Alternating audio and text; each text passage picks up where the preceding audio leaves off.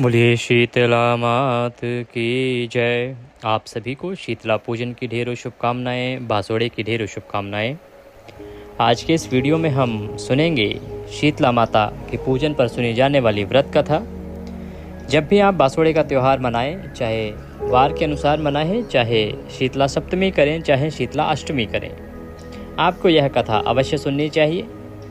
आज हम इस वीडियो में 3 कथाएं सुनाएंगे जो प्रमुख रूप से हमारे भारतवर्ष में प्रचलित हैं और भिन्न भिन्न प्रांतों में सुनी जाती हैं। 3 कथाएं इसलिए क्योंकि ये जो त्यौहार है ये बहुत ही बड़े व्यापक तौर पर पूरे भारत में मनाया जाता है। विशेष रूप से अगर हम उत्तरी भारत की बात करें तो यहाँ जो पूजा विधि है उसमें भी थोड़ी थोड़ी भिन्नता बरती जाती है। उसी के आधार पर जो कथाएँ हैं ये भी तीनों कथाएँ भिन्न भिन्न प्रांतों में सुनी जाती हैं। हमारा उद्देश्य इस एक वीडियो में तीनों कथाओं का यही है कि आपके यहाँ जो भी सुनी जाती है वो सुन लीजिए, अन्यथा आप तीनों सुन लेते हैं तो उससे कोई उत्तम है ही नहीं, क्योंकि फिर तो ये हो गया कि कोई बचेगी ही नहीं आपसे। तो हम आपके लिए तीनों कथाएं लेके आए हैं जो आपको शीतला पूजन वाले दिन सुननी चाहिए, चाहे शीतला अष्टमी कीजिए चाहे शीतला सप्तमी कीजिए। शीतला सप्तमी जो कर रहे हैं उनको करनी है शीतला सप्तमी की पूजा 21 मार्च को, और शीतला अष्टमी की पूजा होगी 22 मार्च को। सुबह सूर्योदय से पहले शीतला माता का पूजन करना चाहिए। इसमें ठंडे भोजन से शीतला माता का पूजन किया जाता है, जैसा कि हमने पूजा विधि में भी बताया था। खजाना कैसे बोना है ये आप अवश्य उसमें देख लीजिएगा। अब हम कथा आरंभ करेंगे। कथा आप पूजन के बाद मंदिर में भी सुन सकते हैं, अन्यथा घर आने के बाद भी सुन सकते हैं, परंतु आज के दिन आपको शीतला माता की यह कथा अवश्य ही सुननी चाहिए। आइए प्रथम कथा आरंभ करते हैं। आपसे निवेदन है कि शीतला माता की कृपा प्राप्त करने के लिए, अपने संतान की दीर्घायु के लिए तथा उनके अच्छे स्वास्थ्य के लिए कमेंट बॉक्स में अवश्य लिखिएगा जय माँ शीतला। शीतला माता सदा आपकी संतान की रक्षा करेंगी। वीडियो यदि थोड़ा सा भी अच्छा लगे तो माता की यह पावन पुनीत कथा है, इसे एक बार लाइक अवश्य कर दीजिएगा। आपका एक लाइक हमारे लिए भी बहुत महत्वपूर्ण होता है। आप देख रहे हैं देवभूमि ज्योति संस्थान का प्रतिष्ठित YouTube चैनल देवभूमि धार्मिक। आइए कथा आरंभ करते हैं। एक गांव में ब्राह्मण दंपत्ति रहते थे। दंपत्ति के 2 बेटे और 2 बहुएं थी। दोनों बहुओं को लंबे समय के बाद बेटे हुए थे। इतने में शीतला सप्तमी या शीतला अष्टमी, ये कहें कि बासोड़े का त्यौहार आ गया। घर में पर्व के अनुसार ठंडा भोजन तैयार किया गया, क्योंकि बासोड़े पर शीतला माता का पूजन ठंडे भोजन से ही किया जाता है। इसीलिए उस दिन ताज़ा भोजन के स्थान पर ठंडा भोजन ही तैयार किया गया। दोनों बहुओं के मन में विचार आया कि यदि हम ठंडा भोजन कर लेंगी तो बीमार हो जाएंगी, और बेटे भी अभी बहुत छोटे हैं, उनको भी नुकसान हो सकता है, क्योंकि उन्हें लगा कि ठंडा भोजन खाना उचित नहीं है। इस कुविचार के कारण दोनों बहुओं ने तो पशुओं के दाने तैयार करने के बर्तन में गुपचुप 2 बाटी तैयार कर ली। सास बहू शीतला की पूजा करके आई, शीतला माता की कथा सुनी। शीतला माता की कथा सुनने के बाद सास तो शीतला माता के भजन करने के लिए बैठ गई। दोनों बहुएं बच्चे रोने का बहाना बनाकर घर आई। दाने के बर्तन से गरम गरम रोटला निकाल के चूरमा किया और पेट भरकर खा लिया। सास ने घर आने पर बहुओं से भोजन करने के लिए कहा। बहुएं ठंडा भोजन करने का दिखावा करके घर के काम करने में लग गई। सास ने कहा, बच्चे कब से सोए हुए हैं, उन्हें जगाकर भोजन करा लो। बहुएं जैसे ही अपने अपने बेटों को जगाने गई तो उन्होंने उन्हें मृत प्रायः पाया।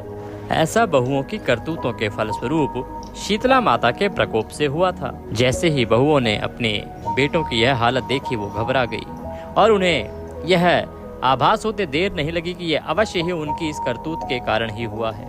अतः उन्होंने घबराकर सास को सारी बातें कह सुनाई। सास ने जब यह पता किया, उसे जब बताया गया तो वह बहुओं से झगड़ा करने लगी। सास बोली कि तुम दोनों ने अपने बेटों की बदौलत शीतला माता की अवहेलना की है, इसीलिए अपने घर से निकल जाओ और बेटों को जिंदा स्वस्थ लेकर ही घर पर पैर रखना। अपने मृत बेटों को टोकरे में सुलाकर दोनों बहुएं घर से निकल पड़ी। जाते जाते रास्ते में एक जीर्ण वृक्ष आया। यह खेजड़ी का वृक्ष था। इसके नीचे ओरी शीतला दोनों बहनें बैठी थी। दोनों के बालों में विपुल प्रमाण में जूं थी। बहुओं ने थकान का अनुभव भी किया था।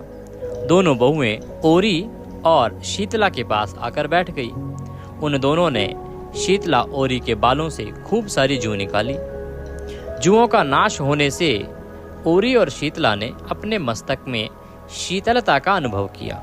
उन दोनों ने कहा कि तुम दोनों ने हमारे मस्तक को शीतल ठंडा किया है, वैसे ही तुम्हें पेट की शांति मिले। दोनों बहुएं एक साथ बोली कि पेट का दिया हुआ ही लेकर हम मारी मारी भटक रही हैं, परंतु शीतला माता के दर्शन नहीं हुए हैं। शीतला माता ने कहा कि तुम दोनों पापिनी हो, दुष्ट हो, दुराचारिणी हो, तुम्हारा तो मुंह देखने का भी योग्य नहीं है। शीतला पूजन के दिन ठंडा भोजन करने के बदले तुम दोनों ने गर्म भोजन कर लिया था। यह सुनते ही बहुओं ने शीतला माता जी को पहचान लिया और उनके पैर पकड़ लिए। देवरानी जेठानी ने दोनों माताओं का वंदन किया। गिड़गिड़ाते हुए कहा कि हम तो भोली भाली हैं, अनजाने में गरम खा लिया था। हम डर गई थी कि कहीं ऐसा ना हो खाना ठंडा होने के कारण या बासा खाना होने के कारण हमारे पुत्र बीमार ना पड़ जाएं। आपके प्रभाव को हम नहीं जानती थी। आप हम दोनों को क्षमा करें, माता हम पर कृपा करें। पुनः ऐसा दुष्कृत्य हम कभी नहीं करेंगे, हमें क्षमा करें। उनके पश्चाताप भरे वचनों को सुनकर दोनों माताएं प्रसन्न हुई। शीतला माता ने मृतक बालकों को जीवित कर दिया। बहुएं तब बच्चों को साथ लेकर आनंद से पुनः गांव लौट आई। गांव के लोगों ने जाना कि दोनों बहुओं को शीतला माता के साक्षात दर्शन हुए थे। दोनों का धूमधाम से स्वागत करके गांव प्रवेश करवाया गया। बहुओं ने कहा, हम गांव में शीतला माता के मंदिर का निर्माण कराएंगे। चैत्र माह में शीतला सप्तमी के दिन या शीतला अष्टमी के दिन मात्र ठंडा खाना ही खाना चाहिए। शीतला माता ने बहुओं पर जैसी अपनी दृष्टि की वैसी कृपा सब पर करें। शीतला माँ सदा हमें शांति, शीतलता तथा आरोग्यता दें। कथा सुनने वाले, पढ़ने वाले तथा हुंकारा भरने वाले सभी को शीतला माता का आशीर्वाद प्राप्त हो। इसी के साथ यह प्रथम कथा समाप्त होती है। बोलिए शीतला मात की जय। शीतले तुम जगन्माता, शीतले तुम जगतपिता, शीतले तुम जगद्धात्री, शीतलायै नमो नमः। आइए अब बासोड़े की या शीतला पूजन की दूसरी कथा सुनते हैं, जिसे शीतला सप्तमी तथा शीतला अष्टमी पर आपको अवश्य ही सुनना चाहिए। चैत्र का महीना आया। होली के बाद के दिन शीतला सप्तमी और शीतला अष्टमी आई। सभी लोग कहने लगे कि माता आई, माता आई। किसी ने हलवा बनाया, किसी ने पूरी बनाई। माता जी के गरम गरम खाने का भोग लगाया। गरम गरम खाने का भोग लगाने से माता के अंग अंग में आग जलने लगी। तो माता दौड़ी दौड़ी कुम्हार के घर गई। कुम्हार को कहा कि मेरा अंग अंग जल रहा है, मुझे ठंडी मिट्टी में लेटना है। ठंडी मिट्टी में लेटने से माता को थोड़ी ठंडक मिली। तो माता कुम्हार से कहने लगी कि मुझे भूख लगी है, कुछ खाने को दो। कुम्हार के पास क्या था? कुम्हार विराट की ठंडी रोटी माता को खाने को दे देता है। उससे माता ठंडी हुई और कुम्हार पर प्रसन्न हुई, क्योंकि कुम्हार के कारण ही माता के अंग अंग में चल रही जलन शांत हुई थी। माता ने कहा, कुम्हार, सारी नगरी में हाहाकार होगा, केवल तेरा घर ही बचेगा, ये मेरा आशीर्वाद है। देखते ही देखते सारा नगर त्राही त्राही करने लगा और कुम्हार का घर बच गया। कुम्हार के घर को आग छू भी नहीं पाई। गांव वाले कहने लगे कि अरे कुम्हार, तूने क्या जादू किया जिससे सारा नगर नष्ट हो गया और तेरा घर बच गया, जबकि तेरा घर तो बीच में है। तेरे एक तरफ का घर जल गया, दूसरे तरफ का घर जल गया, तो तेरा घर कैसे बच गया? कुम्हार ने कहा, मैंने ना कोई जादू किया है, ना कोई टोना किया है, ये तो शीतला माता का आशीर्वाद है। मैंने तो बस शीतला माता को शीतल किया है। तुम सब लोगों ने गरम गरम भोजन कराया तो माता के अंग अंग में फफोले पड़ गए थे। इसी कारण माता का कोप हुआ और नगर में त्राही त्राही मची।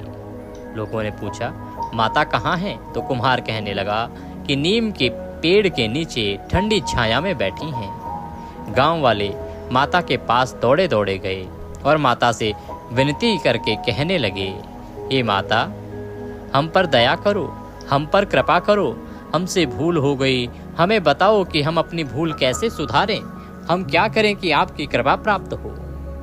शीतला माता बोली, तुम सभी ने मुझे गर्म भोजन कराया जिससे मेरी जीभ पर छाले हो गए। कुम्हार ने मुझे ठंडा भोजन कराया जिससे मुझे ठंडक मिली।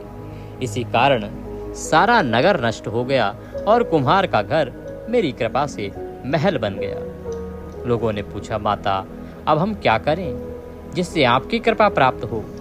तो माता बोली, होली के बाद 7वें दिन या 8वें दिन शीतला सप्तमी को या शीतला अष्टमी को सभी गांववासी स्त्रियां एक दिन पहले मेरे भोग लगाने के लिए भोजन बनाएं और अगले दिन या तो शीतला सप्तमी को या तो शीतला अष्टमी को उस ठंडे भोजन से मुझे भोग लगाएं, तो अवश्य ही तुम सबको ऐसा करने से मेरी कृपा प्राप्त होगी।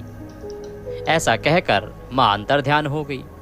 12 महीने बाद वापस वही होलिका दहन के बाद शीतला सप्तमी और शीतला अष्टमी का समय आया। राजा ने सारे नगर में ढिढोरा पिटवा दिया कि होली के बाद या तो शीतला सप्तमी को या शीतला अष्टमी को सब माता का अगता रखें, यानी कोई सिर नहीं धोए, सिलना कूटना पीसना नहीं करें। लोगों ने जैसा कहा वैसा ही किया। माता को ठंडे भोजन से भोग लगाया और स्वयं भी पूरा दिन वही ठंडा खाना खाया। माता प्रसन्न हुई और सारे नगर में आनंद ही आनंद छा गया। शीतला माता जैसे सारे नगरवासियों को क्षमा किया, उसी प्रकार से हम पर प्रसन्न हो और सभी पर कृपा करें। हमारी भी जाने अनजाने की भूल चूक को माफ करें, क्षमा करें और सदा हम पर कृपा करें। बोलिए शीतला मात की जय। इसी के साथ शीतला माता की यह कथा भी यहाँ समाप्त होती है। अगर आपने वीडियो को अभी तक लाइक नहीं किया है तो आप माता की इस कथा को अवश्य लाइक कीजिएगा और माता की प्रसन्नता के लिए तथा अपना संतान की दीर्घायु और उसके अच्छे स्वास्थ्य के लिए कमेंट बॉक्स में अवश्य लिखिएगा। जय माँ शीतला। आइए अब हम सुनते हैं शीतला माता की और कथा। ये 3 ही कथाएं हैं जो मुख्य रूप से शीतला माता के पूजन में सुनी जाती हैं। चाहे आप शीतला माता का पूजन करें सप्तमी को, चाहे अष्टमी को, चाहे आप होली के बाद किसी बार, जो बहुत सारे लोग ऐसे होते हैं होली के बाद पहले सोमवार को या पहले मंगलवार को या पहले गुरुवार को भी शीतला पूजन करते हैं। तो आप शीतला पूजन या ये कहें कि बासोड़े का त्यौहार कभी भी मनाएं, परंतु कथाएं यही 3 हैं जो सुनी जाती हैं। तो अब हम तीसरी कथा का श्रवण करेंगे। शीतला माता को 5 लोई अर्पित करने का भी विधान है। आशा करते हैं कि आपने भी शीतला माता के पूजन में 5 लोई अवश्य अर्पित करी होंगी। अगर नहीं ज्ञात हो तो कृपया कमेंट बॉक्स में लिख के पूछ लीजिएगा। हमने पहले भी आपको वीडियो के माध्यम से बताया था कि कैसे 5 लोई आपको शीतला माता के पूजन में अवश्य ही अर्पित करनी चाहिए। आइए अब हम शीतला माता की अंतिम कथा का श्रवण करते हैं। एक गांव में एक बुढ़िया माई रहती थी। वह बासोड़े के दिन शीतला माता का पूजन किया करती थी और बासी भोजन बनाती और बासी भोजन खाती थी। अर्थात एक दिन पहले रात्रि को ही सारा भोजन बना के रख देती। अगले दिन सुबह उठती, उठने के बाद शीतला माता का मंदिर जाती, मंदिर जाके शीतला माता को स्नान कराती, विधिवत पूजन करती, 5 लोई आटे की चढ़ाती और राबड़ी का तथा मीठे चावल और दही का भोग लगाती। भोग लगा के अपने घर को आती, माता के अर्पित किए हुए जल से पूरे घर में जल का छिड़काव करती और उसके बाद ही माता का वह प्रसाद खाती तथा वही बासा भोजन पूरे दिन ग्रहण करती थी।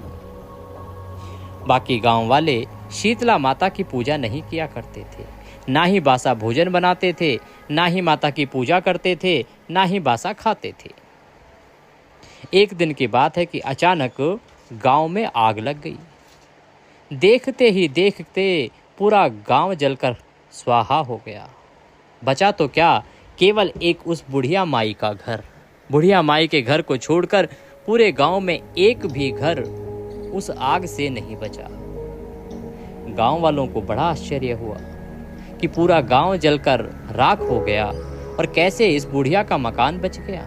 आखिर ये कैसा चमत्कार है, ये कैसे हुआ है। सब गांव वाले विचार करने लगे और गांव वाले बुढ़िया के पास गए। बुढ़िया के पास जाके पूछने लगे कि तुम्हारा घर कैसे बच गया?